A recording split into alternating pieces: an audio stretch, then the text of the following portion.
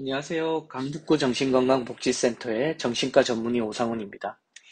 오늘은 산후우울증에 대해서 말씀드리도록 하겠습니다. 먼저 출산이라는 고귀한 과정은 호르몬의 변화 등으로 인해서 출산 후 신체 변화가 생기게 됩니다. 또한 임신, 출산, 육아 과정에서 여러 가지 감정적 혼란이 동반될 수 있습니다. 이러한 급격한 변화와 혼란으로 인해서 출산 후 약 75%의 여성이, 즉 4명 중 3명에서 일시적으로 출산 후 우울감을 경험하는 것으로 알려져 있습니다. 이러한 출산 후 우울감은 다행히도 대개 2주 정도 지나면 저절로 좋아지는 경과를 보입니다.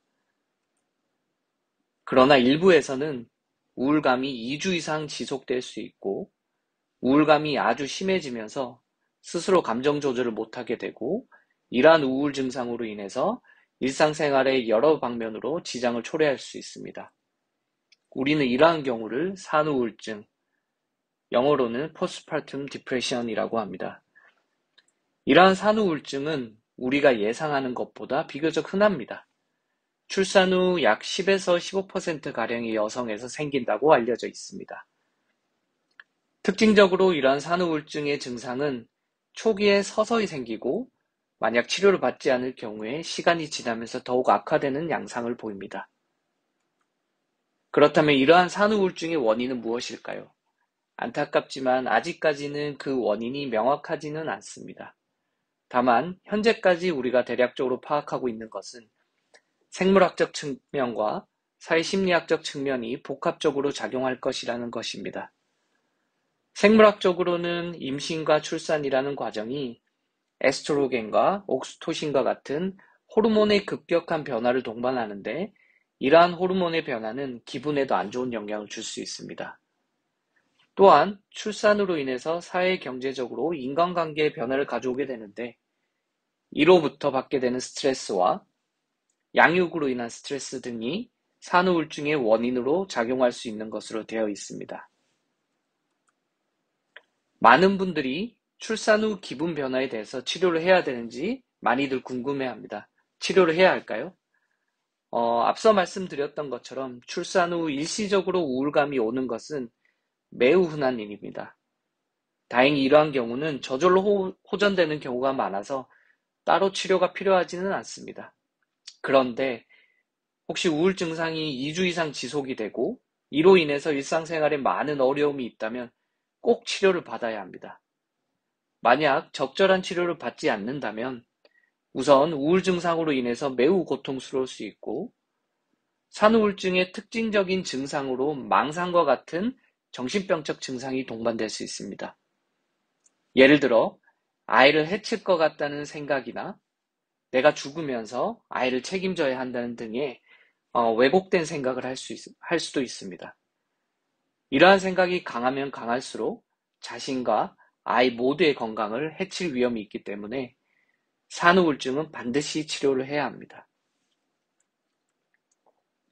여기 보시는 것처럼 이럴 때는 산후우울증을 의심해 봐야 합니다. 이전과 달리 작은 일에도 쉽게 마음이 동요된다. 쉽게 울적해지고 다른 사람과 대화하고 싶거나 만나고 싶지가 않다. 모든 일에 관심이 없어졌다. 특별한 원인은 없지만 몸 상태가 좋지 않고 여기저기 아프다. 사소한 일에도 슬퍼지거나 쉽게 눈물이 난다. 내 주변에 나를 알아주는 사람이 없는 것 같고 항상 우울한 느낌이 든다. 기분이 쉽게 좋아졌다가 나빠지며 안정되지 않는다. 막연하게 불안하고 항상 초조한 느낌이 든다. 이러한 8개 중에서 7개 이상, 그러니까 대부분이 해당한다면 정신과 의사나 전문가의 도움이 반드시 필요한 상황이라는 것을 기억해 주셨으면 좋겠습니다. 산후우울증의 치료는 크게 약물치료와 상담치료로 나눌 수 있습니다. 약물치료는 정신건강의학과 전문의와 상담을 하고 환자 증상에 맞게 항우울제와 같은 적절한 약물을 찾아서 처방을 하게 됩니다. 비약물적인 치료 역시 환자와 상담을 통해서 힘들어하는 부분에 대해서 정신치료를 시행할 수 있으며, 또는 부정적인 사고방식이 있다면 이를 찾아서 수정하는 인지행동 치료도 도움이 될 수 있습니다. 특히 산후우울증은 가족의 지지와 도움이 반드시 필요합니다. 그 중에서도 배우자의 역할이 가장 중요하기 때문에 치료 과정에 꼭 함께 참여해야 합니다. 마지막으로 이것만 강조하고 끝내도록 하겠습니다. 산후우울증을 대수롭지 않게 생각하고 치료를 미루는 경우가 되게 많은 것 같습니다. 하지만 우리가 생각하는 것보다 산후우울증은 꽤 심각할 수 있습니다. 그래서 산후우울증도 다른 정신과적 문제와 마찬가지로 전문적인 치료가 필요한 정신질환이라는 것을 꼭 강조드리고 싶습니다.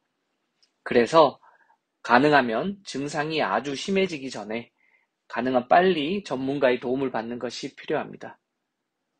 만약 산후우울증 증상이 의심되는 경우라면은 내가 행복해야 우리 아이와 가족이 행복할 수 있다는 생각을 가지고 적극적으로 치료를 받을 수 있으면 좋겠습니다.